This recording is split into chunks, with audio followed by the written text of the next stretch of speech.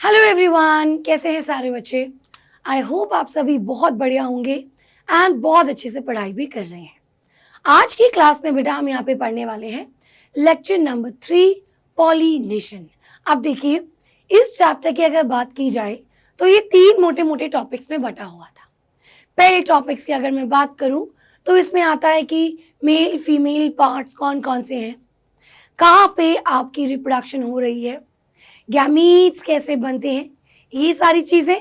ये हो गया चैप्टर का एक पार्ट।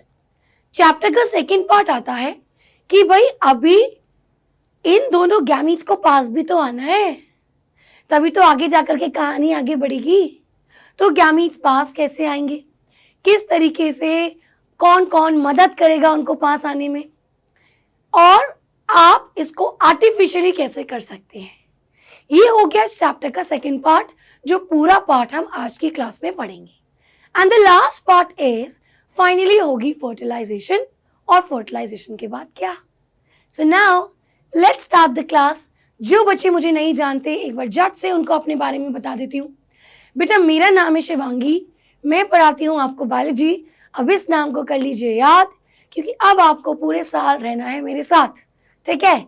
चलो, सो नाउ हमने अभी तक ये वाले पार्ट को खत्म किया, फ्लावर, प्री फर्टिलाइजेशन, जिसमें हमने गैमीट्स की फॉर्मेशन देखा। Now we are going to do this pollination. Fertilisation में डबल फर्टिलाइजेशन होता है, लेकिन पॉलन ट्यूब की फॉर्मेशन ये भी बेटा हम इसी पार्ट में आज कवर करेंगे। तो चलिए सबसे पहले करेंगे पॉलिनेशन, उसके बहुत सारे टाइप्स, वेरी इंटरेस्टिंग लेक्चर और बहुत इजीली याद हो जाने वाला। उसके बाद पढ़ेंगे पॉलन पिस्टल इंटरैक्शन, फिर आर्टिफिशियल हाइब्रिडाइजेशन। चलिए, अब यार सिंपल सी बात है, एक बैठा हुआ है वहां पे लड़का और एक बैठी हुई है लड़की। अब इन दोनों को जाना है डेट पे, दोनों को मिलना है, लेकिन ये तो तभी पॉसिबल है ना जब ये उठ करके आ सके। ऐसा बैठा बैठा, ऐसा दूर, ऐसा तो धोखा कर दिया भाई कोरोना के टाइम में। कोरोना के टाइम पे यार ये बड़ा सिस्टम चला था, we are on a virtual date, यानी कि हम लोग ऐसा ऑनलाइन तैयार होकर के आपस में बातें कर रहे हैं। अरे भाई वीडियो कॉल बोलते हैं उसको, वर्चुअल डेट, तुमने क्या कर दिया ये। तो देखिए बेटा, यहाँ पे भी ऐसा ही होता है। प्लांट्स के अंदर दोनों के दोनों जो गैमीट्स हैं वो नॉन मोटाइल होते हैं, यानी वो दोनों मूव नहीं कर सकते। अगर मैं ह्यूमंस की बात करती हूँ, स्पर्म जो होता है that is a motile gamete, लेकिन in case of plants both the gametes are non motile.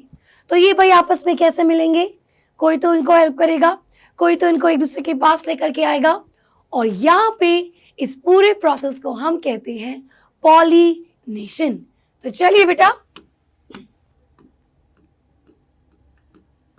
So we know that both जो मेरे गैमीट्स होते हैं वो नॉन मोटाइल होते हैं। अब पॉलिनेशन में क्या होता है, आपका पॉलन ग्रेन जाएगा स्टिग्मा के पास। ऐसा एग क्यों नहीं जा सकता, एग सेल बेटा फीमेल गैमीट बड़ा होता है और फीमेल के अंदर ही बच्चा डेवलप होगा, सीड भी तो भाई उसी का पार्ट बनेगा, तो वो क्यों जाए कहीं और। फीमेल वही रहेगी, मेल आएगा भाई उसके पास, बड़े ही नखरे हैं। और बिल्कुल सही बात है। तो यहाँ पे द मेल गैमीट का transfer from anther to stigma is known as pollination. So pollination क्या होता है,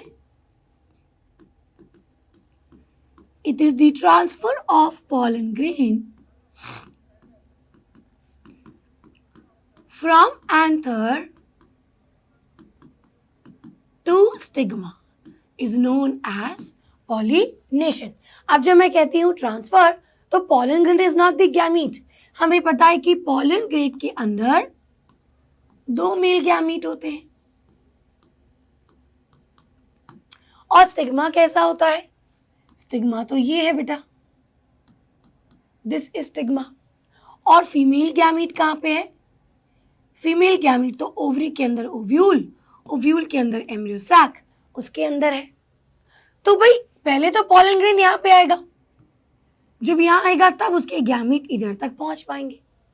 सो यहाँ पे एक छोटी सी मधुमक्खी दिखाई है, ये बेटा क्या करेगी, एंथर से पॉलन को स्टिग्मा पे लेकर के जाएगी। But it is not necessary कि कोई इंसेक्ट ही होगा, हवा हो सकती है, पानी हो सकता है, बहुत सारे रीजंस हो सकते हैं। एक चीज बेटा याद रखिएगा, हमेशा आपको क्लास 11th और 12th को साथ साथ लेकर के चलना है। क्लास 11th में हमने जिम्नोस्पर्म्स पढ़ा था और जिम्नोस्पर्म्स के अंदर आपकी केवल विंड पॉलिनेशन होती है। अगर आप बात करें ब्रायोफाइट्स और टेरिडोफाइट्स की तो वो बेटा वाटर के थ्रू होता है। वहां पे एज सच हम पॉलिनेशन वर्ड इस्तेमाल नहीं करते क्योंकि कोई पॉलन ग्रेन नहीं है।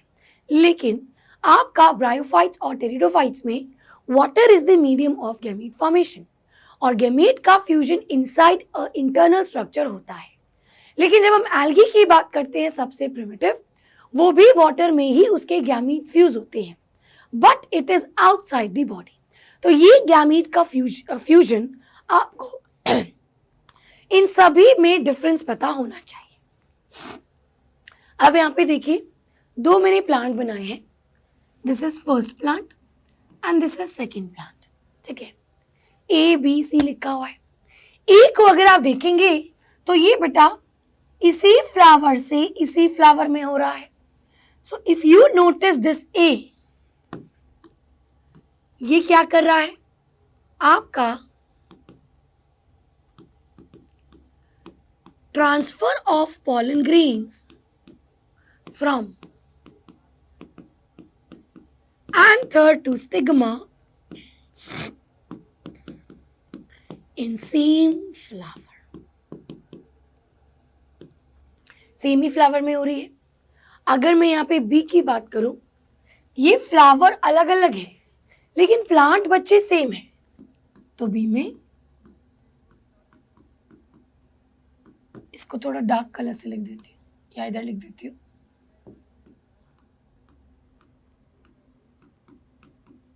Same plant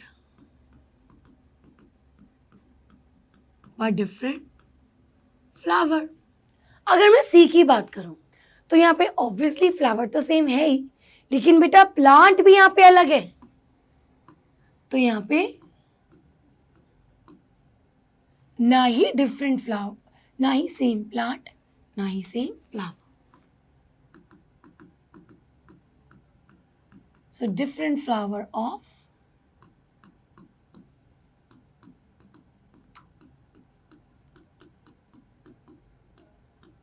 different plant। ठीक है, चलिए अब यहां पे एक चीज देखिए,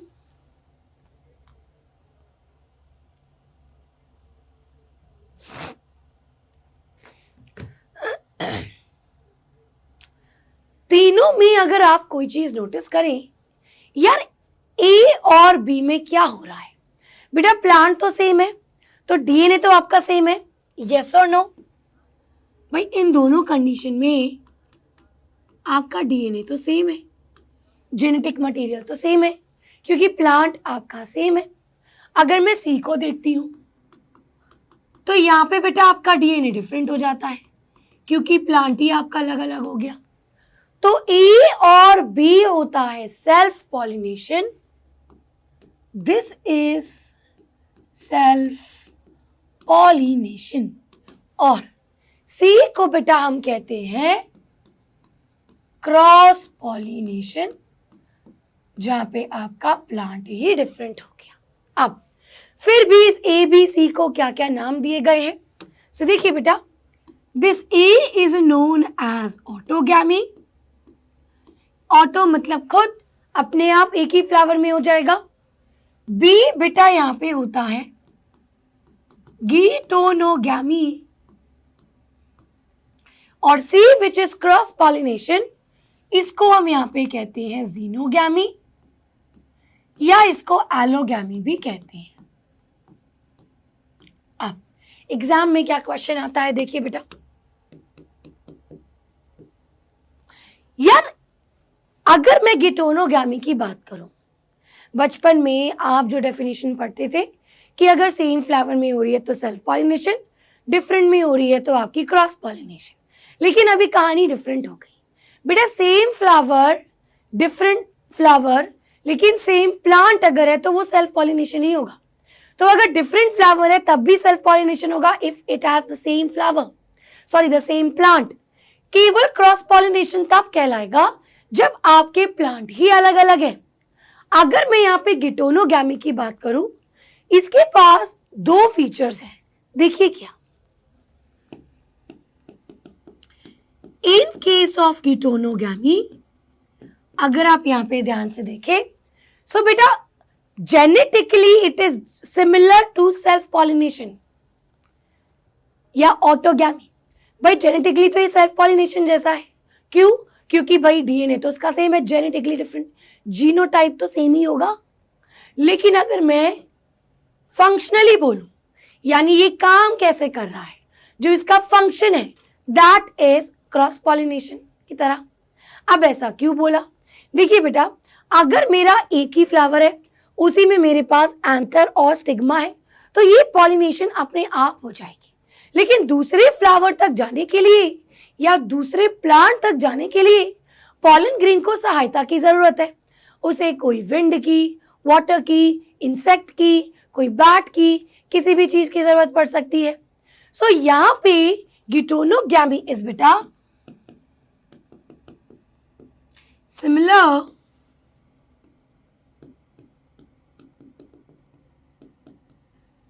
genetically to self-pollination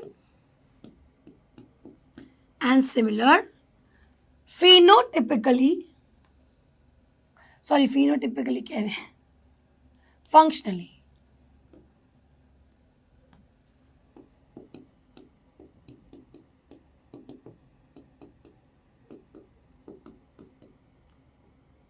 to cross pollination, कि भाई फंक्शन तो ये क्रॉस पॉलिनेशन की तरह काम करता है।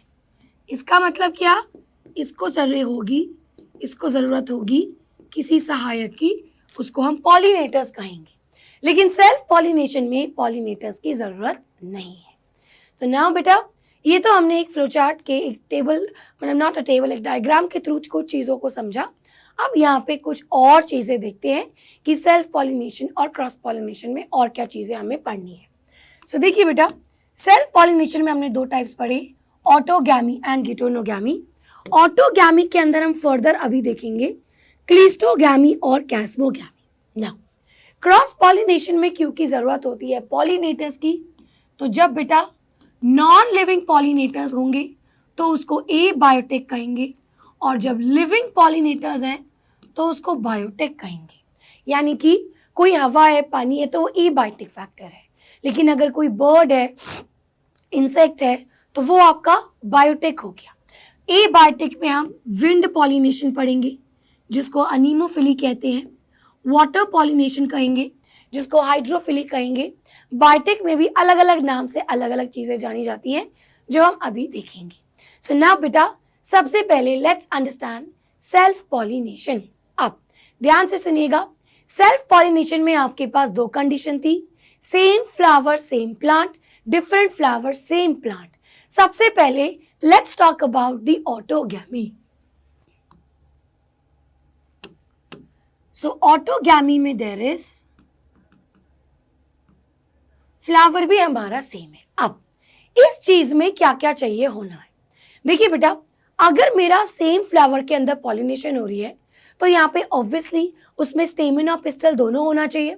आप लोग क्लास 11th में पढ़ चुके हैं, बहुत से ऐसे फ्लावर्स होते हैं, जैसे कि मैं बात करती हूँ पपाया प्लांट की या डेट पाम की, तो उनके जो फूल्स होते हैं उनके पास या तो केवल स्टेमिन है या उनके पास केवल पिस्टल है।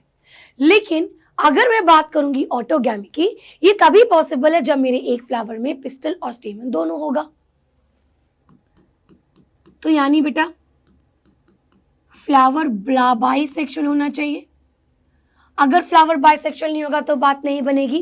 दूसरी चीज, मैंने दोनों स्टेमिन और पिस्टल प्रोवाइड तो कर दिया, लेकिन अगर ये दोनों अलग अलग टाइम पे डेवलप होंगे तो इसका कोई फायदा नहीं है।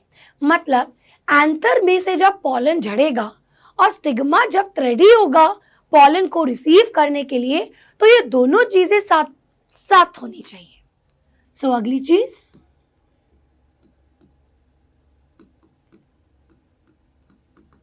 development of stigma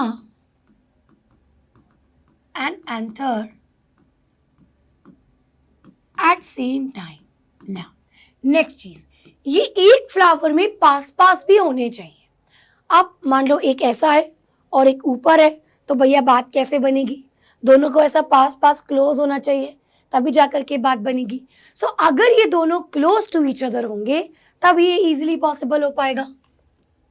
so they lie close to each other. एक और चीज, यहाँ पे आपको वेरिएशन देखने को नहीं मिलेगा। क्यों? क्योंकि दोनों का डीएनए सेम है। So there is no variation. लेकिन एक फायदा इसका बहुत बड़ा है। भाई ये तो इसका डिसएडवांटेज हो गया कि यहाँ पे वेरिएशन नहीं है, लेकिन एक फायदा बेटा इसका बहुत है कि आपको सीड पक्का पक्का मिलेगा।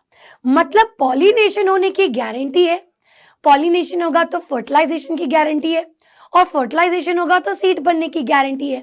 तो यहाँ पे हम इसको कहते हैं अश्योर्ड सीड सेट, यानी सीड सेट पक्का पक्का मिलेगा।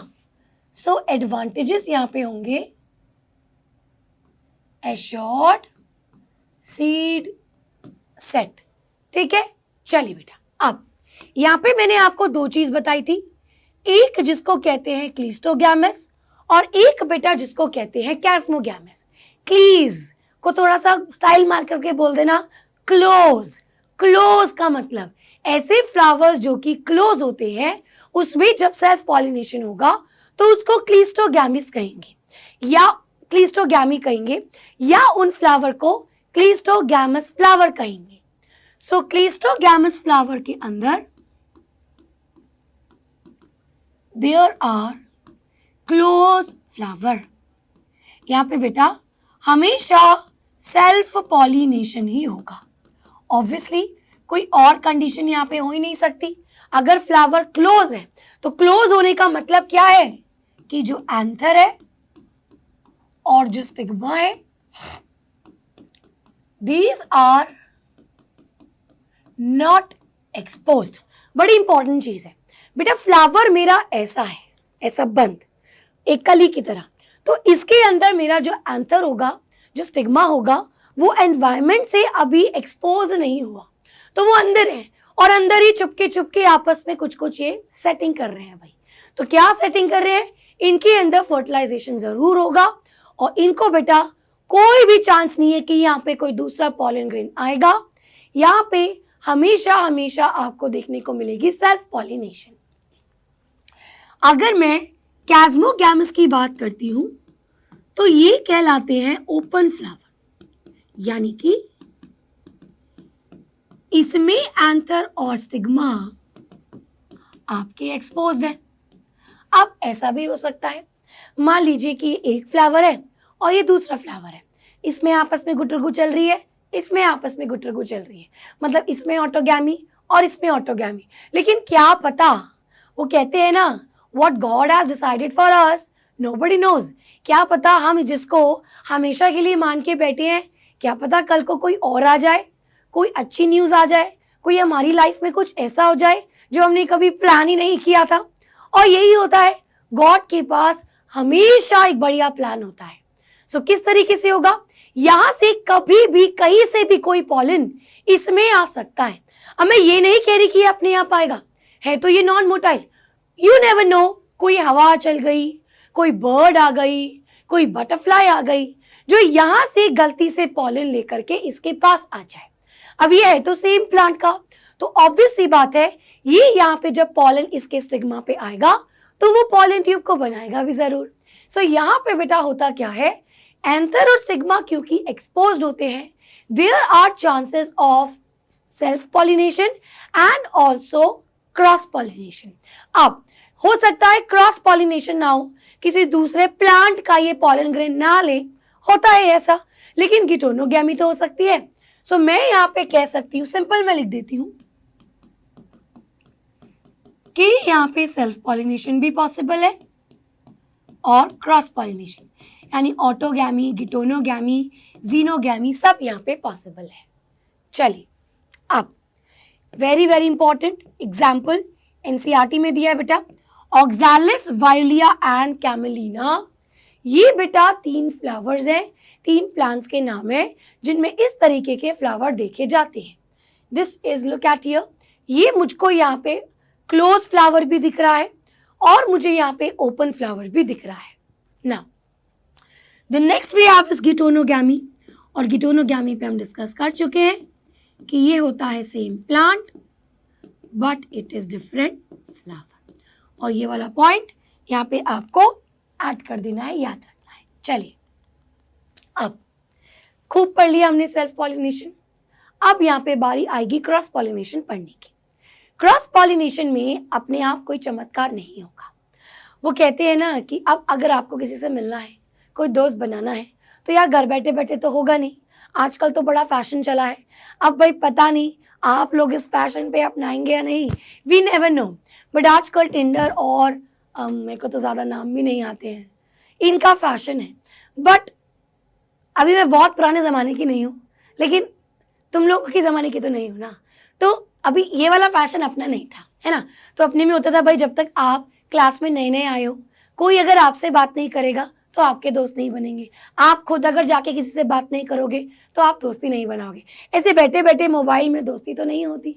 हाँ, फेसबुक वगैरह में अपने टाइम पे क्या होता है, फेसबुक में आप अनजान लोगों से बातें कर सकते हो, इंस्टाग्राम पे you can connect to many people. So लेकिन उसके लिए भी तो हाथ पैर चलाने पड़ेंगे, कुछ ना कुछ तो आपको करना पड़ेगा। सब बैठा बैठा अकेले तो कुछ नहीं हो सकता। So now the point is, cross pollination में जरूरत होती है चीजों की, दैट इज पॉलिनेटर्स। एंड यहाँ पे सबसे पहले हम बात करेंगे एबायोटिक पॉलिनेटर्स की। So we have to study two things, that is one wind and one water. सबसे पहले बात करते हैं विंड पॉलिनेशन की। अब बातें तो होती रहेंगी, एग्जाम पॉइंट ऑफ व्यू से चीजें बड़ी इंपॉर्टेंट है, बहुत ज्यादा पूछा जाता है इसके एग्जाम्पल्स, और बहुत बहुत बहुत इंपॉर्टेंट होते हैं फ्लावर के कैरेक्टरिस्टिक्स, यानी फ्लावर जो कि किसी किसी पर्टिकुलर तरीके से पॉलिनेट करता है, उसकी कैरेक्टरिस्टिक्स कैसे होंगे। सो इन पॉइंट्स को ध्यान से नोट डाउन करिएगा। तो सबसे पहले हम बात करेंगे अनीमोफिली यानी विंड पॉलिनेशन की। अब सबसे पहले मैं आपको यही बताऊंगी जो एग्जाम के लिए इंपॉर्टेंट है कि बेटा ऐसे फ्लावर के कैरेक्टरिस्टिक कैसे होंगे। अब आप खुद ही सोचिए और बताते रहिए, मैं डायरेक्टली नहीं सुन रही, लेकिन आप बताते रहिए। बेटा फ्लावर जो ऐसा है जो विंड से पॉलिनेट होता है, उसकी कैरेक्टर्स कैसे होंगे। आपके दिमाग में, सबके दिमाग में एक चीज तो आई होगी कि मैम पॉलन ग्रेन हल्का होना चाहिए, क्योंकि अब जब उसको विंड से उड़ना चाहिए है, विंड उसको उड़ा करके ले जाएगी, तो वैसा हैवी नहीं हो सकता। But at the same time बेटा उसको डस्टी होना चाहिए, वो स्टिकी नहीं होना चाहिए, क्योंकि अगर हवा उसको उड़ा करके ले गई तो न जाने वो कहाँ पे जा करके गिर जाए, चिपक जाए, या हवा न जाने उसको ठीक से लेके जा पाए या नहीं जा पाए।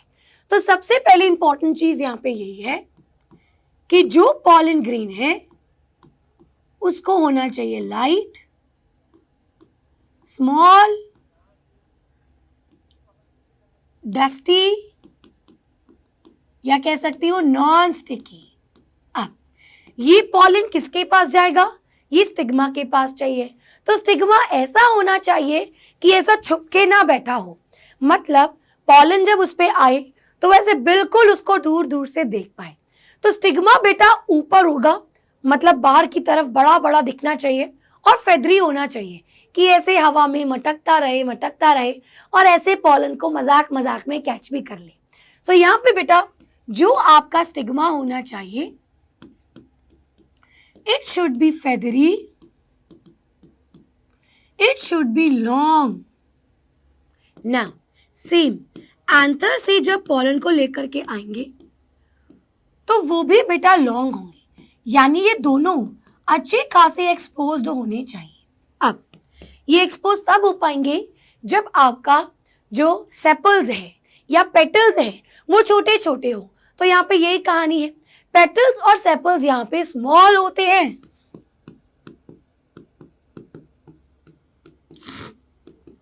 आर स्मॉल, यानी मैं कुल मिलाकर के कह सकती हूँ छोटे छोटे फ्लावर्स हैं लेकिन बड़े बड़े एंथर और स्टिग्मा है।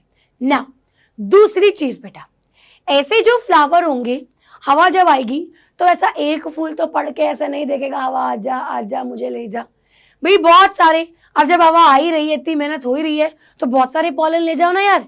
तो ऐसे फ्लावर ज्यादातर क्लस्टर में ग्रो करते हैं।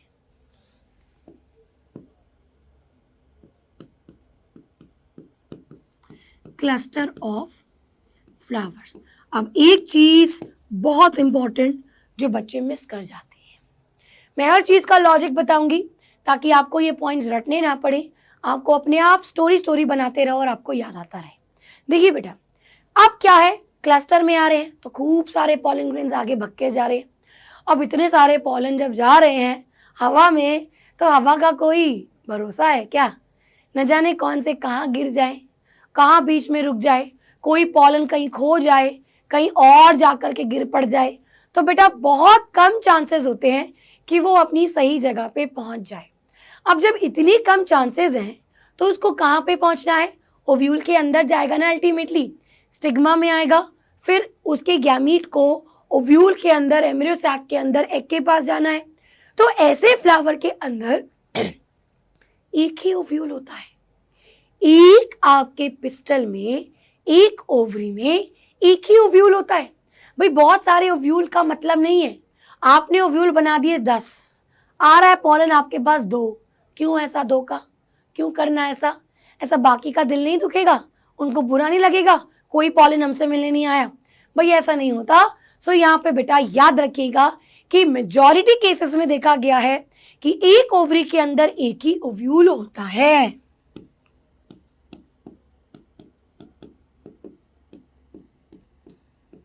चलिए, ये तो हो गई मेरी पॉलन की कैरेक्टरिस्टिक्स, फ्लावर की कैरेक्टरिस्टिक। अब ये पॉलिनेशन के कुछ एग्जाम्पल्स।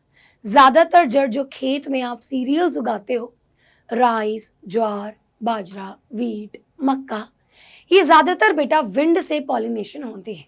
ठीक है, चलिए अब यहां पे एक बहुत इंपॉर्टेंट चीज की आपको डिस्कशन करनी है, that is the corn plant, मीज प्लांट। देखिए बेटा, आपने कभी भुट्टा देखा हो, भुट्टा खाया होगा, देखा क्या हो, खाया ही होगा, देखा ही होगा। तो बेटा भुट्टा ऐसा होता है और उसके ऊपर ऐसे पतले से रेशे रेशे होते हैं। अब भुट्टा क्या होगा? जो खाने वाली चीज आपने खाई है वो फर्टिलाइजेशन के बाद ही बना होगा, यस और नो? भाई फर्टिलाइजेशन के बाद ही तो वो बना होगा, और फर्टिलाइजेशन तो फीमेल बॉडी में होती है। तो उसके ऊपर के जो रेशे रेशे होते हैं वो क्या होते हैं? वो बेटा स्टिग्मा होते हैं, और उनको हम कहते हैं सिल्क। तो दी सिल्क आर दी स्टिग्मा। जो दूसरे तरीके के फ्लावर हैं इस भुट्टे के पेड़ में, वो कुछ ऐसे होते हैं और इनको कहते हैं टैसल्स। बेटा इनके अंदर एंथर है, यानी इनके अंदर पॉलन है। सो मुझे क्लियरली समझ में आया कि ये मेरा मेल पार्ट है, ये मेरा फीमेल पार्ट है। अगर आप डायग्राम में देखें तो these are the silk, these are the tassels. लेकिन एनसीईआरटी बेटा धोखा करती है यहाँ पे, एंड आपको एनसीईआरटी के अकॉर्डिंग चलना होता है। मैं लिखूंगी पहले यहाँ पे, टैसल्स बेटा दर्शाता है मेल और सिल्क आपके फीमेल। लॉजिक क्या है वो मैंने आपको समझा दिया, बट एनसीईआरटी में एक लाइन लिखी हुई है कि जो टैसल्स है बेटा ये दर्शाते हैं स्टाइल एंड स्टिग्मा, और आपको एनसीईआरटी को ही फॉलो करना है। मतलब आपसे कोई पूछे तो आपको सही चीज बतानी है, लेकिन अगर आपके एग्जाम में आता है तो आपको लिख करके ये आना है। नीट में अगर आपके पास ऐसा क्वेश्चन आता है तो आप इस वाले ऑप्शन को मार्क करेंगे। ठीक है, चलिए ये रही बात विंड पॉलिनेशन की। एक बार इसका स्क्रीनशॉट ले लीजिए। एंड नाउ बेटा let's talk about water pollination, जिसमें हम यहाँ पे बात करेंगे हाइड्रोफिली। हाइड्रो यानी वाटर, फिली अब यहाँ पे मोमेंटरी पॉलिनेशन हो रहा है। सो नाउ दो तरीके की वाटर की पॉलिनेशन होगी।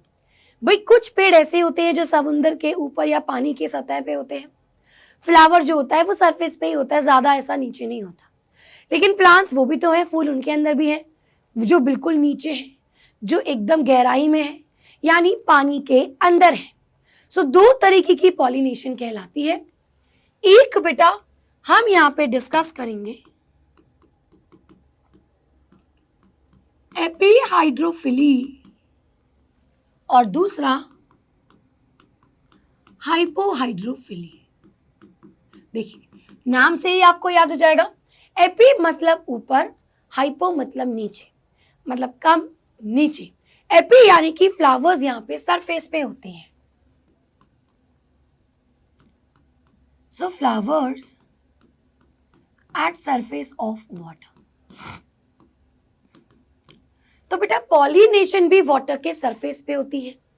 अब यहाँ पे एग्जाम्पल जो आपको याद करना है, दैट इज वेलिसिनेरिया। सो देखिए बेटा, दिस इज वेलिसिनेरिया।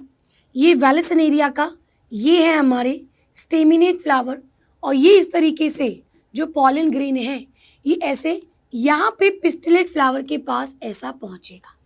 सो ये सरफेस पे आकर के फ्लोट करते हैं। एक और एग्जाम्पल मैं आपको बताऊंगी, हाइड्रिला।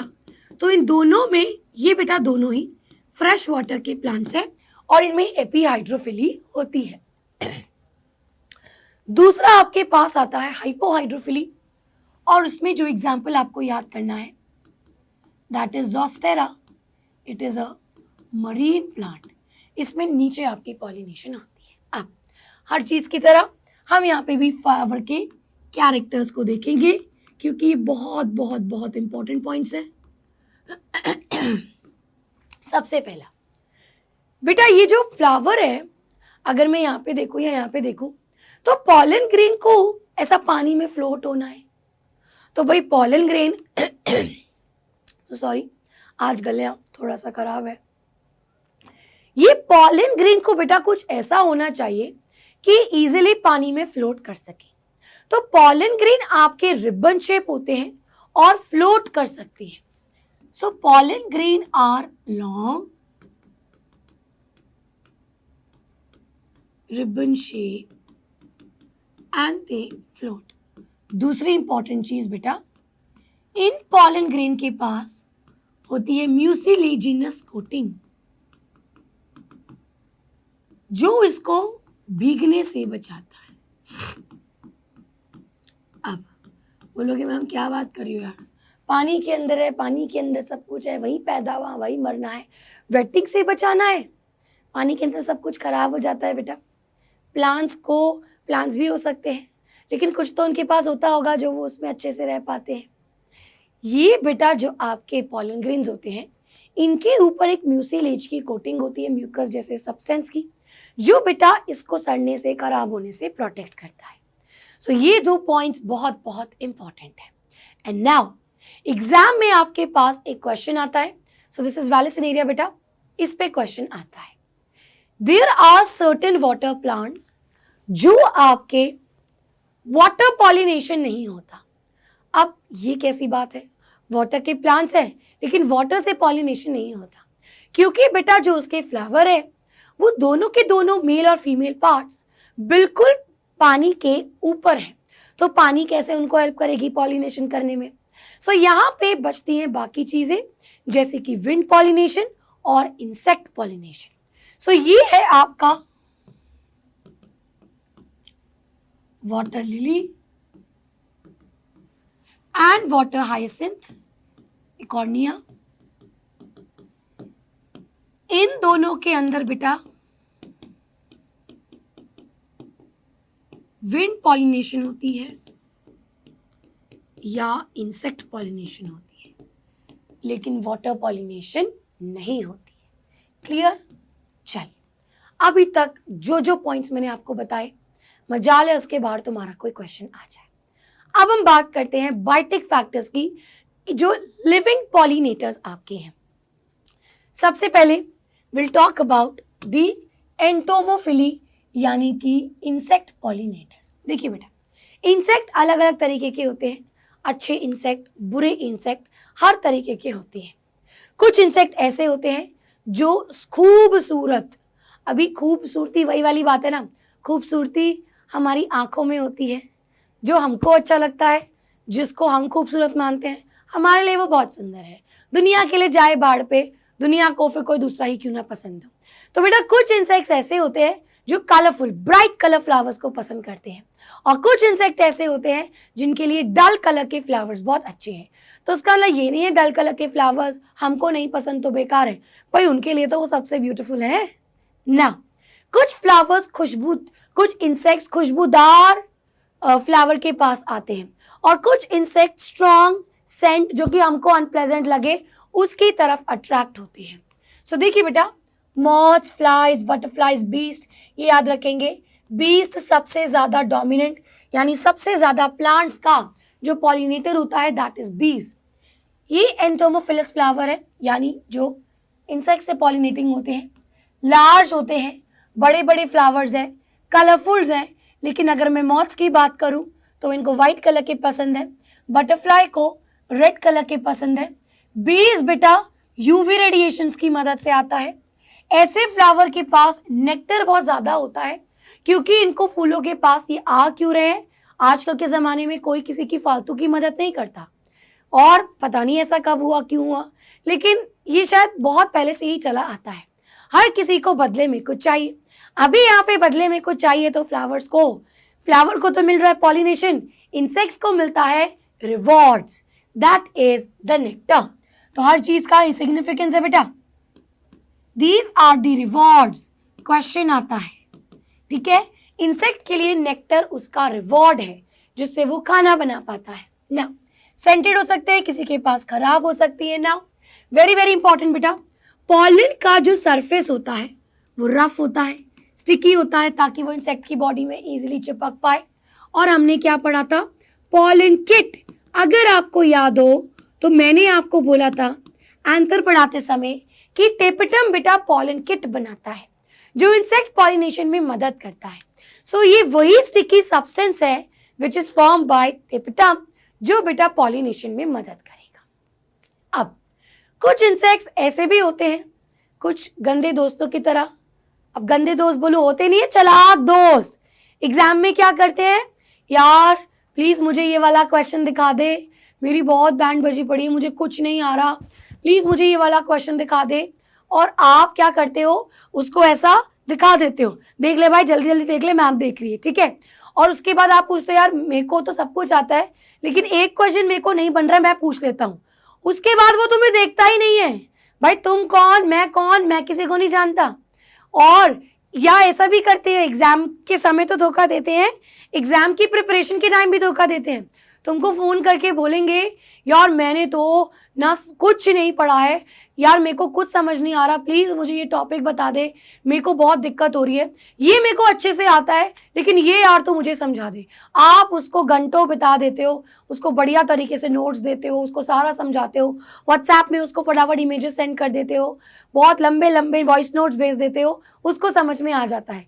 लेकिन जब उसके आने वाला टॉपिक तुम पूछते हो, तुम कौन मैं कौन, भाई ये तो बहुत बड़ा धोखा है। ऐसे ही पॉलिनेटर्स भी करते हैं बेटा। पॉलिनेटर्स में कुछ इंसेक्ट अगर नेक्टर को खा जाएं, अपने रिवॉर्ड्स को खा जाएं, रिवॉर्ड नहीं कहेंगे तब उसको, क्यों, रिवॉर्ड तो तोहफा हुआ लेकिन तुमने तो उसके लिए कुछ किया ही नहीं। तो ऐसे पॉलिन ग्रेन्स जब नेक्टर खा जाएं और पॉलिनेशन ना करें तो उनको कहते हैं नेक्टर के चोर, नेक्टर रॉबर्स, धोखेबाज, नेक्टर रॉबर्स बेटा। तो ये नेक्टर रॉबर्स क्या करते हैं, बिना पॉलिनेशन के, बिना पॉलिनेशन के आपके नेक्टर खा जाते हैं। चलिए बेटा, नाउ उसके बाद आपका आता है ये किरोप्टेरोफेली जो कि बैट्स करते हैं। तो बैट्स को बेटा आदत होती है जुप करके जाने की, तो ये लंबे लंबे डिस्टेंस तक पॉलन को पहुंचा सकते हैं। ये आपके स्ट्रॉन्ग सेंट की तरफ खींचे चले आते हैं। रोशनी इनको पसंद नहीं, रात के ये शिकारी हैं, तो ये डल फ्लावर्स को ही पसंद करते हैं। बेटा इनके पास खूब सारा पॉलन, ऐसे फ्लावर्स के पास भर भर करके अबंडेंट पॉलन होते हैं ना। फिर बात करेंगे ऑर्निथोफिली यानी बर्ड से होने वाली। अब पंछी अच्छी खासी बड़ी होती है तो फ्लावर को भी बड़ा होना पड़ेगा, तो ऐसे फ्लावर की जो शेप होती है वो ऐसा बेल शेप होगी, इनफंडिबुलम जैसा होगा ताकि इजीली वो अंदर उसके जा सके। सो यहाँ पे बेटा ऑर्निथोफिली कहते हैं ट्यूबुलर या फिर फनल शेप फ्लावर्स, कॉरोला यानी आपका पेटल का शेप, ब्राइट कलर के फ्लावर्स होते हैं, खूब सारा नेक्टर होता है। एक होता है मैलेकोफिली जो कि स्नेल्स और स्लग्स द्वारा होती है, एक होती है मार्मेकोफिली जो कि एंट्स द्वारा होती है। सो ये बेटा आपके biotic factors, please note this down, इसको आप अच्छे से याद करें। अब यहाँ पे मेरी पॉलिनेशन के हमने सारे टाइप्स देख लिए, हमने सब कुछ समझ लिया, लेकिन बेटा कुछ यहाँ पे इंपॉर्टेंट पॉइंट्स हैं जो आपकी एनसीईआरटी में लिखे गए हैं। इनिशियली बहुत अभी काफी साल पहले इस पे से क्वेश्चन पूछा जाता था बोर्ड्स में, फिर कुछ सालों तक इसमें क्वेश्चन नहीं पूछा जाता था, अभी रिसेंटली ट्रेंड चेंज हो गया है, so everything can be asked. So ये बेटा आपका पॉलिनेशन इन सैल्विया। सैल्विया बेटा जो आपका प्लांट है, इसमें आपकी पॉलिनेशन इंसेक्ट द्वारा कैसे होती है? यहाँ पे एक लिवर मैकेनिज्म होता है, वेरी सिंपल इट इज। अगर आप इस इमेज को ध्यान से देखेंगे, ये बेटा इसका फ्लावर है, ये इसका स्टाइल यानी कि इसका female part, this is the filament यानी यहाँ पे आपके पास एक एंथर है, ये बेटा होता है स्टेराइल। स्टेराइल यानी there is no pollen grain. तो यहाँ पे क्यों है ये? इसके पास नेक्टर होता है, ये वाला एंथर, ये बेटा फर्टाइल होता है यानी इसके पास पॉलन ग्रेन है। तो जब कोई आपकी बी इसकी तरफ बढ़ेगी तो वो इसकी वजह से यहाँ पे आएगी। ये बेटा बी, ये देखो यहाँ पे इसको खाने के लिए आ रही है, और ये वाला नीचे झुक जाएगा, इसके ऊपर चिपक जाएगा और यहाँ पे ट्रांसफर हो जाएंगे पॉलन, फिर लगे हाथ ये स्टिग्मा पे चले जाएंगे। सो ये एक लिवर मैकेनिज्म से यहाँ पे पॉलिनेशन होती है। अगला देखेंगे बेटा pollination in yucca, very very important. आगे के जो चैप्टर्स आएंगे आपके इकोलॉजी में, वहां पे ये पॉइंट्स आपके जुड़ते हैं। So this is how again I am saying everything is interrelated. So यहाँ पे देखिए बेटा, this is the flower which is yucca plant का फ्लावर, एंड ये जो मॉथ है दिस इज प्रोन्यूबा मॉथ, इनका नाम है बेटा। इनके बीच में एक ऑब्लिगेटरी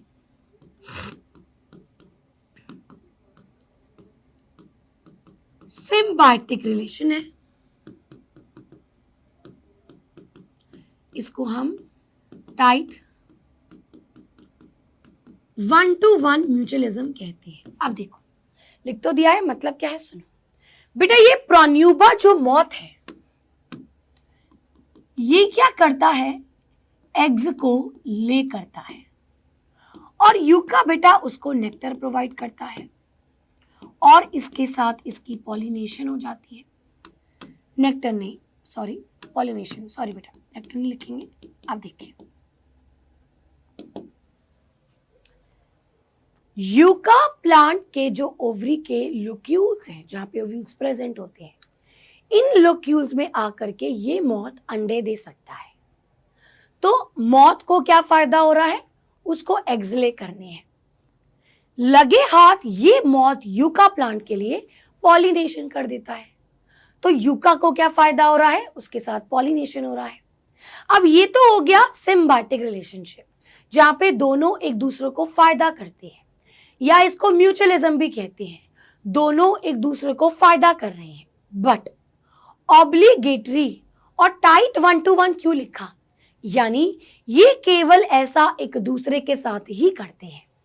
प्रोन्यूबा मॉथ केवल यूका के अंदर ही अंडे देता है और उसी के लिए पॉलिनेट करता है, और यूका केवल प्रोन्यूबा से ही पॉलिनेट होता है। तो यानी बेटा अगर इस धरती से प्रोन्यूबा मॉथ खत्म हो जाएंगे तो फटाफट से यूका भी खत्म हो जाएगा, क्योंकि यूका को पॉलिनेट करने वाला फिर कोई नहीं होगा। सो यहां पे अब एक चीज मैं लिखूंगी, को इवोल्यूशन, ये को इवॉल्व करते हैं, एंड को एक्सटिंक्शन। को मतलब एक साथ, एक्सटिंक्ट मतलब एक गया तो दूसरा भी गया। इसी तरीके की सेम, तो एक तो हो गया ये एग्जाम्पल, एक हो गया बेटा ये एग्जाम्पल, फिग एंड वैस्प। तो यही सेम, वैस्प इसकी पॉलिनेशन करता है, इसमें अंडे देता है, फिग को पॉलिनेशन मिलती है, फिग इज अंजीर। ये भी आपका 1 to 1 ना। अब ये वाला जो एनसीईआरटी में इसका जिक्र हुआ है, यहाँ पे आज सच कोई 1 to 1 की बात नहीं करनी। यहाँ पे क्या इंपॉर्टेंट है बेटा, that is Amorphophallus, it is the longest flower, और इसमें कई सारे आपके इंसेक्ट्स यहाँ पे अपने अंडे दे सकते हैं। चलिए इसको नोट डाउन करिएगा। एंड नाउ अब बढ़ते हैं इस सेगमेंट का लास्ट टॉपिक, यानी पॉलिनेशन का लास्ट टॉपिक, दैट इज इसके एडवांटेजेस एंड डिसएडवांटेजेस। हमने पहले पढ़ा था सेल्फ पॉलिनेशन, तो चलिए देखते हैं इसके फायदे क्या हैं और इसके नुकसान क्या है। बेटा सेल्फ पॉलिनेशन का फायदा ये है कि पॉलिनेशन के चांसेस ज्यादा होते हैं, क्योंकि वो किसी पे डिपेंडेंट नहीं रहते। यहाँ पे आपको प्यूरिटी मेंटेन करनी पड़ती हो जाती है, क्योंकि डीएनए आपका सेम है, सेम ही चीजें आपको आगे जा करके मिलेंगी। बेटा large amount of pollen grain पैदा करने की जरूरत नहीं है, क्योंकि हो ही जानी है पॉलिनेशन, तो वेस्टेज का खतरा इसको है ही नहीं। दूसरी चीज अगर मैं आपसे कहूं, कोई जरूरत नहीं है इनको कलरफुल पेटल्स की, खुशबूदार या बदबूदार फूलों की, नेक्टर प्रोड्यूस करने की, तो ये बेटा काफी इकोनॉमिकल होते हैं, यानी ऐसे पेड़ों में ज्यादा एनर्जी वेस्ट नहीं होती। अब इसके नुकसान भी हैं। नुकसान बेटा इसका ये है कि जब बार बार सेल्फ पॉलिनेशन ही होता रहेगा, तो एक समय बाद वही डीएनए तो आगे ट्रांसफर होता रहेगा, तो यहाँ पे कोई वेरिएशन तो नहीं आ रहा, और वेरिएशन नहीं आ रहा, कोई नए अच्छे डिजाइन, मतलब देखिए क्यों ऐसा होता है, इंसानों में 2 घरों में शादी होती है, एक फैमिली ही क्यों नहीं आगे अपने इन्हीं की ही क्यों नहीं शादी होती गई। अब इसको अदरवाइज मत लेना, साइंस की तरह से लो। द पॉइंट इज क्यों ऐसा बनाया गया कि एक घर में शादियां नहीं होती, शादियां 2 परिवार का मिलन क्यों है? क्योंकि बेटा आपके अलग अलग जीन्स मिलेंगे, अच्छे अच्छे कैरेक्टर्स आएंगे।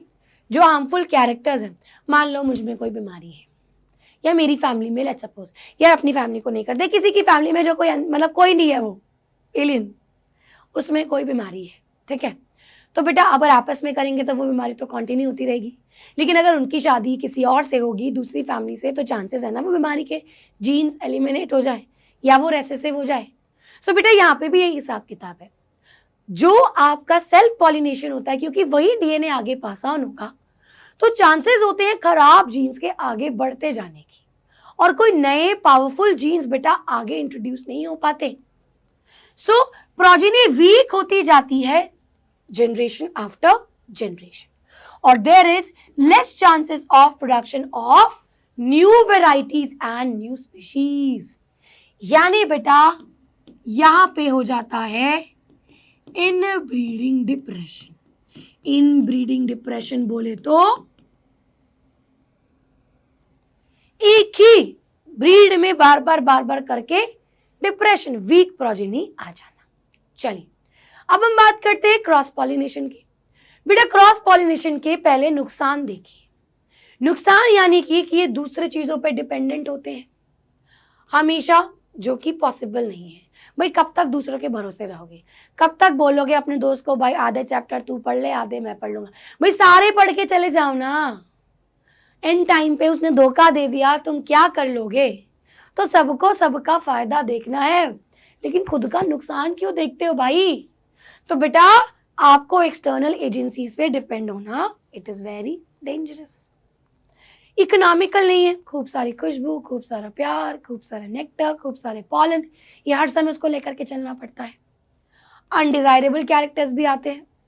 अब भाई एक बात बताओ, तुमने दूसरे घर में शादी तो कर ली, इस बहाने कि अच्छे जीन्स आएंगे, बट खराब भी तो आ सकते हैं, अच्छे के साथ साथ बुरा भी हो सकता है, तो अनडिजायरेबल कैरेक्टर्स भी आ सकते हैं। लेकिन फिर भी बेटा लाइफ का असूल है, बायोलॉजी का असूल है, साइंस का असूल है कि variation is the key of everything. Variation नहीं है तो भैया मजा नहीं है। तो बेटा variation is very very important. तो इसीलिए क्योंकि क्रॉस पॉलिनेशन में वेरिएशन पॉसिबल है, क्रॉस पॉलिनेशन इज बेटर। तो ये क्वेश्चन आता है क्यों? हेल्दी ऑफस्प्रिंग मिलने के चांसेस तो है, बेटर जर्मिनेशन, अडेप्टेबिलिटी, ईल्ड ज्यादा अच्छी हो सकती है ऐसे प्लांट में, जो कि बहुत ही बढ़िया बात है भाई। वेरिएशन बनते हैं सीड्स। अगर कोई ऐसा प्लांट है जो सेल्फ स्टेराइल है, यानी अपने पॉलन को पसंद नहीं करता, खबरदार जो तुम मेरे पास आ जाइए, तो बेटा दूसरा पॉलन तो जा सकता है उसके पास, तो ये तो क्रॉस पॉलिनेशन से ही हो सकता है। So in totality cross pollination is better than self pollination. ठीक है, ये खत्म होता है आपका पॉलिनेशन। और अब यहाँ पे बात करेंगे एक छोटे से टॉपिक की, डायरेक्ट क्वेश्चन जो आता है, आउट ब्रीडिंग डिवाइसेस। हमने एक मुसीबत मोल ले ली कि सेल्फ पॉलिनेशन से हमको बहुत नुकसान भी होती है, लेकिन अगर सेल्फ पॉलिनेशन से नुकसान होते हैं तो उन नुकसान को दूर करना कैसे है? क्यों आखिरकार क्रॉस पॉलिनेशन होता है? सेल्फ पॉलिनेशन ना हो किसी प्लांट में, मान लो किसी प्लांट में सेल्फ भी हो सकता है, क्रॉस भी हो सकता है, लेकिन उसको नहीं करनी मुझे सेल्फ पॉलिनेशन, तो बेटा कैसे रहेंगे? अब होते हैं ना कुछ बच्चे, नहीं पढ़ूंगा मैं, 2 ही दिन रह गए, रह रहा था 1 साल, करते करते एग्जाम से पहले 2 दिन रह गए, नहीं पढ़ूंगा मैं, चाहिए मुझे मेरा दोस्त, ले लो चांस। लेकिन कोशिश तो करता है, क्या करे यार, दोस्त चाहे अच्छे हों चाहे बुरे हों, उनको एक्सेप्ट तो करना पड़ता है। तो बेटा यहाँ पे भी यही चीज़ें हैं, यहाँ पे प्लांट क्या क्या मिन्नतें करता है, क्या क्या अपने अंदर ऐसी चीज़ें बनाता है कि उसमें क्रॉस पॉलिनेशन हो सके। सो अब यहाँ पे सबसे पहले हम स्टडी करेंगे डाइकोगैमी और हेटेरोगैमी। सो आउट ब्रीडिंग डिवाइसेस का मतलब पहले ध्यान से सुनिए, पॉइंट्स यहाँ पे लिखिए कि यहाँ पे बेटा ऐसे डिवाइसेस जो कि प्रमोट करेगा क्रॉस पॉलिनेशन और इनहिबिट करेगा सेल्फ पॉलिनेशन, हम ऐसी चीज की बात करेंगे। सबसे पहले यहां पे आता है डाइकोगैमी। डाइकोगैमी बेटा ये एक ऐसी कंडीशन है जब एक फ्लावर के अंदर स्टिग्मा और एंथर अलग अलग टाइम पे मैच्योर हो रहे हैं। एक फूल है उस पे ये स्टिग्मा और ये बेटा उस पे ये स्टेमन भी है। अगर ये दोनों अलग अलग टाइम पे मैच्योर होंगे, मान लो पॉलन ग्रेन झड़ गया लेकिन स्टिग्मा मैच्योर नहीं हुआ, तो पॉलन इसके ऊपर आएगा, इससे कोई फायदा नहीं होगा, यहाँ पे सेल्फ पॉलिनेशन होगी ही नहीं। सो यहाँ पे बेटा क्या होता है, मैच्योरेशन, दैट इज या maturation of anther and receptivity of stigma,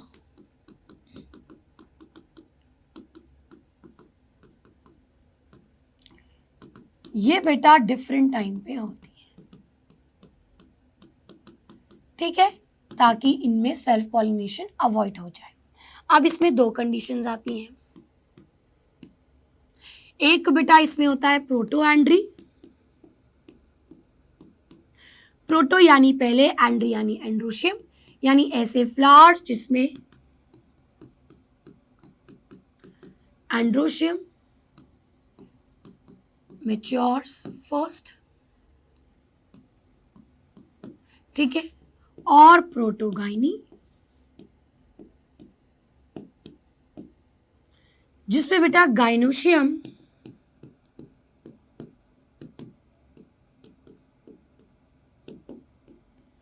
matures first. ठीक है, चलिए अगली यहां पे टेक्निक पढ़ते हैं, that is dicliny. Now what is dicliny? This is बेटा आपका, अब मान लो आपका ऐसा फ्लावर जिसमें केवल स्टेमन ही है या जिसमें केवल पिस्टल ही है, तो भैया उसमें तो क्रॉस पॉलिनेशन हो ही नहीं सकती। सो डाइक्लाइनी इज यूनिसेक्सुअलिटी। अब देखिए बेटा, यूनिसेक्सुअलिटी आपको 2 तरीके से देखने को मिलती है।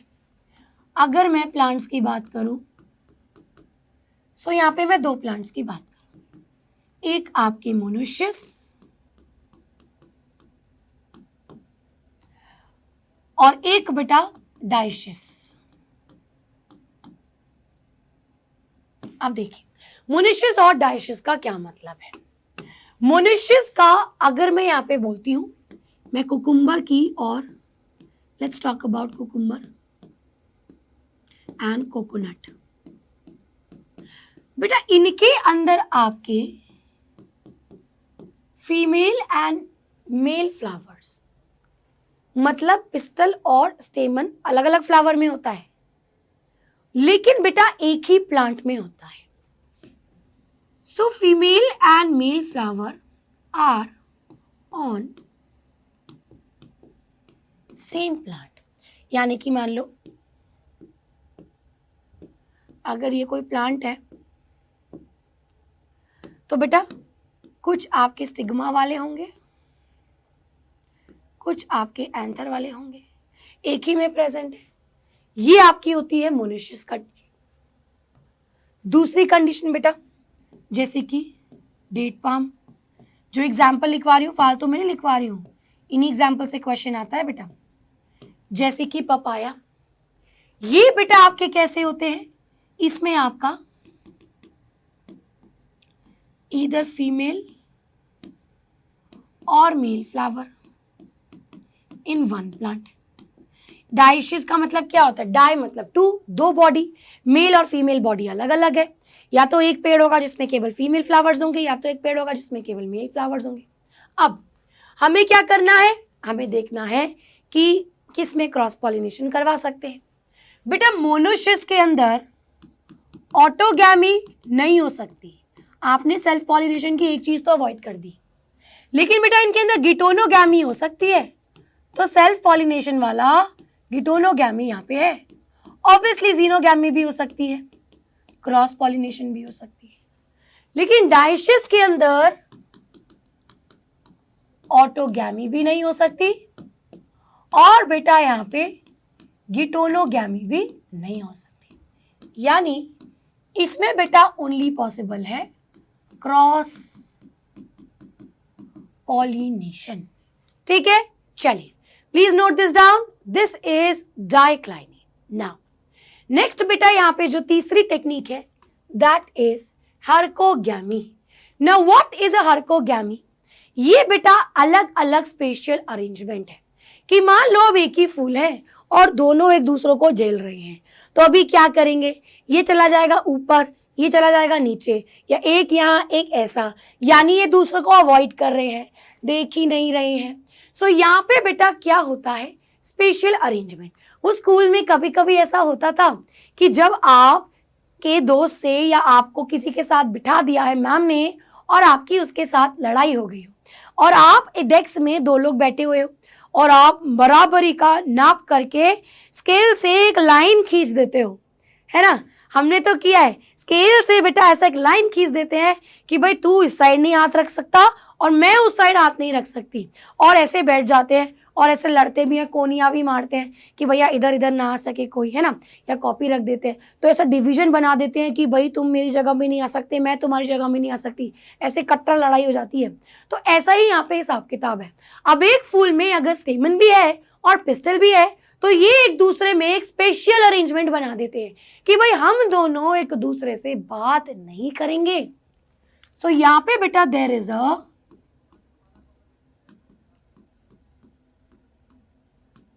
special arrangement between pistil and stamen such that it avoids self pollination। क्योंकि हमने क्या देखा था, सेल्फ पॉलिनेशन में दोनों पास पास होते हैं तो ये दूर दूर चले जाते हैं। तो देखो यहाँ पे ये कैसे स्टिग्मा पड़ा है, यहाँ पे ये कैसे एंथर है, दोनों मुंह फैलाए बैठे हैं एक दूसरे से।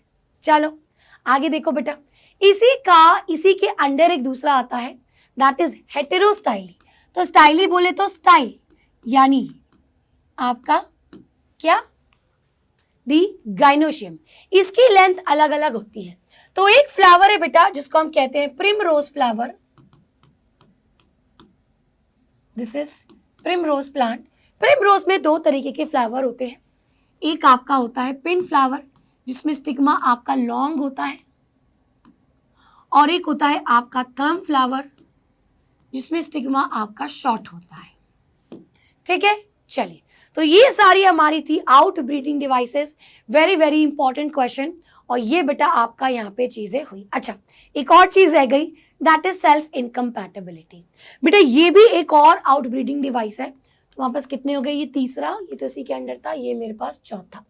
नाउ सेल्फ इनकम्पैटिबिलिटी में क्या होता है, दो जो आपस में पिस्टल और पॉलन है वो बेटा बिल्कुल सन कंपैटिबल है ही नहीं। यानी मान लो अगर ये फ्लावर में दोनों चीजें प्रेजेंट है और दोनों साथ साथ डेवलप भी हो गए, लेकिन जब पॉलन ग्रेन इस स्टिग्मा के ऊपर आएगा तो ये बेटा पॉलन ट्यूब बनाने देगा ही नहीं, यानी ये उसके ऊपर जर्मिनेट करेगा ही नहीं। सो यहां पे क्या होता है, the pollen and stigma are not compatible, ठीक है, देयरफॉर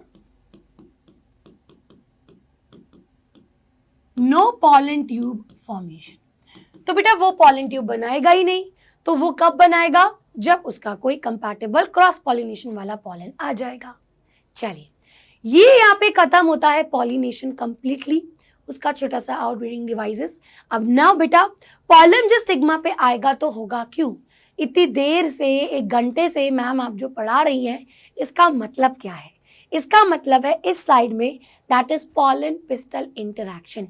ये दोनों बेटा आपस में एक दूसरे के साथ ऐसा करते क्यों है।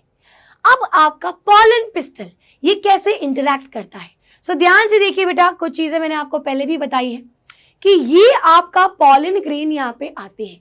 ऐसा नहीं होता कि कोई एक पॉलन ग्रेन आ जाएगा तो कोई दूसरा नहीं आ सकता, भाई हो सकता है पहले से बहुत सारे पॉलन ग्रेन स्टिग्मा पे मौजूद हो, क्योंकि हवा तो किसी भी पॉलन को लेकर के आ सकती है।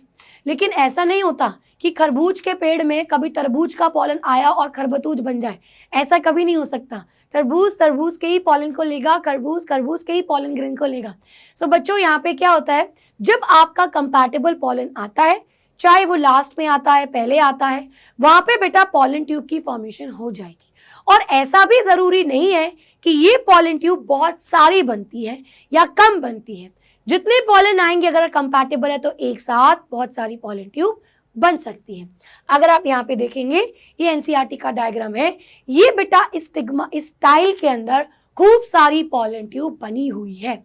तो अलग अलग पॉलन ट्यूब अलग अलग ओव्यूल में जाएगी और अलग अलग अपने गैमीट्स के पास मेल गैमीट्स को भेजेगी। चलिए, तो होता क्या है बेटा, सबसे पहले इसका प्रोसेस क्या है। अब जब आपका पॉलन ग्रेन जो कि कंपैटिबल है,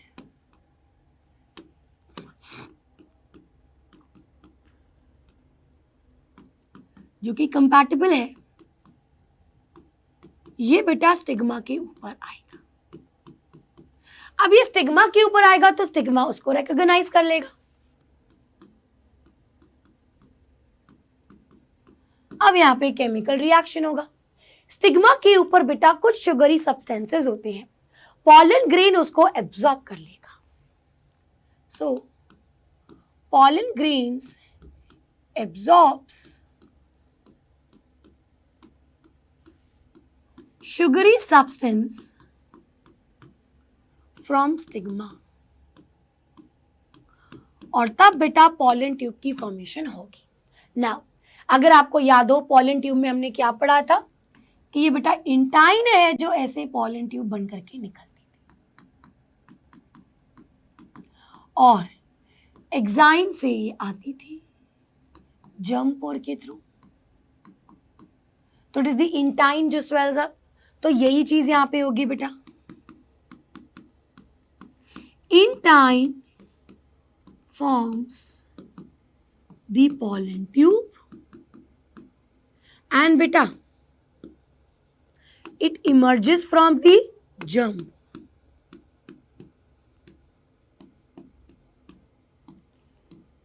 ये जर्म पोर से इमर्ज होती है। अब ये अगर आपका स्टिग्मा है,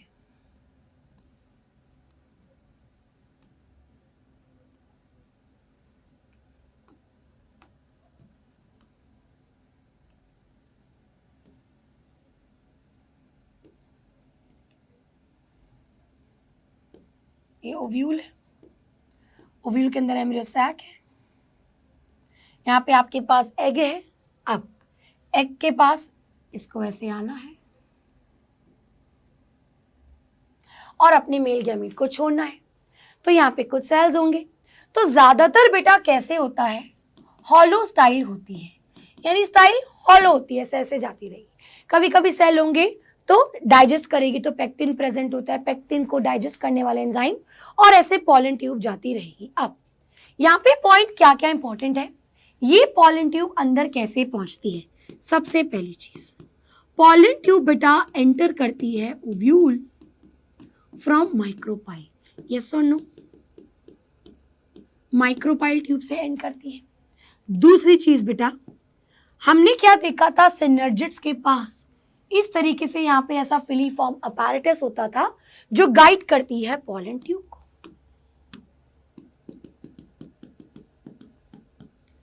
filiform apparatus guides the pollen tube। तो इस तरीके से फाइनली पॉलन ट्यूब अपने मेल गैमीट्स को यहाँ पे छोड़ देगी। अब ये पॉलन ट्यूब यहाँ पे देखिए एनसीईआरटी के डायग्राम में, देखिए बेटा ये दो ऐसे मेल गैमीट को, अब वेजिटेटिव न्यूक्लियस भी जा रहा है, वो अंदर जाके डिजेनरेट हो जाएगा। ये फिलीफॉर्म अपैरेटस बोलती है कि भाई यहाँ से आओ। अब एक गैमीट को ये एग के पास भेजेगी और एक को ये पोलर न्यूक्लियाई के पास भेजेगी, जो हम फर्टिलाइजेशन में पढ़ेंगे ना। ये जो बेटा पॉलन ट्यूब स्टाइल के अंदर घूम रही है, मजे कर रही है, इसे कहते हैं siphonogamy. Siphonogamy. So this is nothing but जो आपकी पॉलन ट्यूब ट्रांसफर कर रही है गैमीट को, भाई जो ट्रांसफर कर रही है इन द स्टाइल, उसी को हम साइफोनोगैमी कहते हैं। ये तीन तरीके से हो सकती है। एक तो हमने पढ़ा कि ये बेटा इस तरीके से माइक्रोपाइल एंड से जाएगी, जो सबसे ज्यादा होता है इसे कहते हैं पोरोगैमी, माइक्रोपाइल पोर से जा रही है। लेकिन कभी कभी ऐसा होता है ना हो, कुछ और हो सकता है, जैसे आपका ओव्यूल की पोजीशन अगर अलग है तो ये बेटा ऐसे चलाजल एंड से जाएगी, तो इसको कहेंगे चलाजोगैमी। कभी कभी ये ऐसे इंटेगुमेंट में से जा रही है, बीच में से जा रही है, तो बेटा इसको कहेंगे मीजोगैमी। तो साइफोनोगैमी इज ऑफ 3 टाइप्स। ठीक है, चलिए ये डायग्राम मैंने आपको दिखा दिया। And the last topic of today's class is artificial hybridisation. अब इस टॉपिक को ध्यान से सुनिएगा, इसके बाद आपका ये पूरा का पूरा खत्म होता है। ध्यान से सुनिए बेटा, आर्टिफिशियल हाइब्रिडाइजेशन। आर्टिफिशियल बोले तो ये चीजें अपने आप नहीं हो रही, इसको हम मैनमेड तरीके से कर रहे हैं, यानी हम आर्टिफिशियली कर रहे हैं। हाइब्रिडाइजेशन, हम हाइब्रिड बना रहे हैं। हमने एक लिया कोई एक रोज का प्लांट जो बहुत ही बढ़िया लाल लाल फूल बनाता है, लेकिन उसमें कीड़ा लगता है। हमने लिया दूसरा रोज का प्लांट जिसमें बिल्कुल कीड़ा नहीं लगता, बहुत हेल्दी है, बहुत ग्रो कर रहा है। हमने सोचा यार एक ऐसा रोज का प्लांट बनाया जाए जिसमें कीड़ा भी नहीं लगे, जिसमें बड़े बड़े लाल खूबसूरत फूल भी आए। हमने लिया एक का पॉलन, डाल दिया दूसरे के स्टिग्मा में और बना दिया आर्टिफिशियल हाइब्रिडाइजेशन। ये हमने बना दिया हाइब्रिड। हमने किया, खुद से नहीं हुआ, this is artificial hybridisation. Exam में ये क्वेश्चन अलग अलग तरीके से पूछा जाता है, लेकिन कुल मिलाकर के आंसर सबका एक ही होता है, that is the steps of artificial hybridisation. आगे कमिंग चैप्टर्स में जब हम जेनेटिक्स पढ़ेंगे तो मेंडल का भी यही तरीका था बेटा। सो यहाँ पे देखेंगे सबसे पहला स्टेप्स जो आपका होगा that is selection of parents. भाई आपको पता है कि आपको क्या डिजायर्ड कैरेक्टर्स चाहिए और उसके लिए आपने 2 हेल्दी पेरेंट को सिलेक्ट किया है, ठीक है। उसके बाद आप क्या करेंगे, एक पेरेंट के पॉलन आप लेना चाहेंगे और दूसरे पेरेंट के स्टिग्मा पे डालोगे, लेकिन ये दोनों बाइसेक्सुअल फ्लावर है। अब आप क्या किया, now this is a bisexual flower. तो मेरा नेक्स्ट स्टेप यहाँ पे क्या हुआ, इमैस्कुलेशन। इमैस्कुलेशन में आपने क्या किया, रिमूवल कर दिया ऑफ एंथर। अब मैंने ऐसा क्यों किया बेटा, मुझे मेरे मर्जी के पॉलन इसमें डालने हैं, लेकिन यहाँ पे एक और एंथर पहले से ही मौजूद है जो पूरा बैंड बजा देगा मेरे एक्सपेरिमेंट की, तो मुझे इसको निकालना पड़ेगा ताकि इसका पॉलन उस स्टिग्मा पे ना आ सके, मैच्योर होने से पहले ही मुझे हटाना पड़ेगा। सो इमैस्कुलेशन में हम एंथर को रिमूव करते हैं। तीसरा बेटा इसका स्टेप होता है बैगिंग। अब हो सकता है कि मैंने एंथर तो रिमूव कर दिया, लेकिन बेटा मैंने एट द सेम टाइम क्या किया, इस स्टिग्मा वाले फ्लावर को मैंने कवर कर दिया with a plastic bag, paper bag. Why? क्योंकि मैंने निकाल तो दिया उसमें से एंथर को, लेकिन क्या पता आसपास का कोई दूसरा एंथर का पॉलन इसमें आ जाए, जो मैं नहीं चाहती हूं।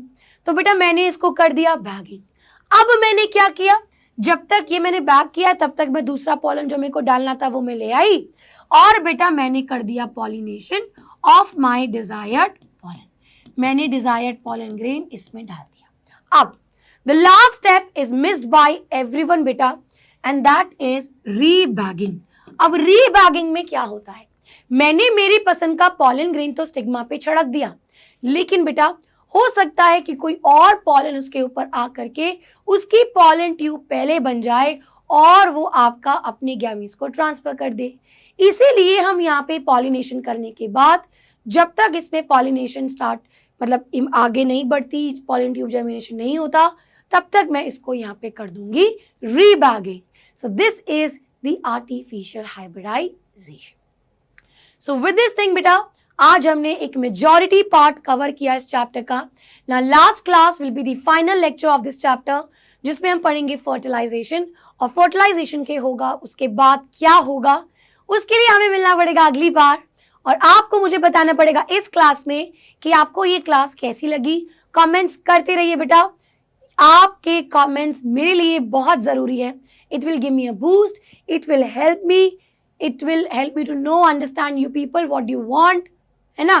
तो कमेंट जरूर करिएगा, चैनल को लाइक करें, वीडियो को लाइक करें, चैनल को सब्सक्राइब करें। हम नेक्स्ट क्लास में पढ़ेंगे आगे डबल फर्टिलाइजेशन। तो आज के लिए इतना ही, मिलते हैं next time. So bye bye and thank you.